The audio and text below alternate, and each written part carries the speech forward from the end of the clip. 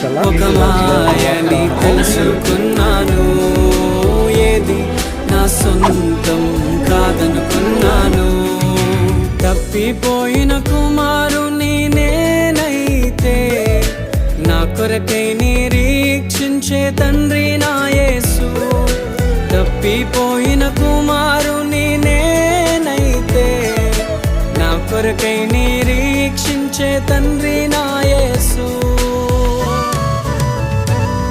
ఈ లోకమంతా నేను వెతకినా, నాకు లేదయ్యా ఎక్కడా ఆనందం. నీ సన్నిధిలో ఒక్క క్షణం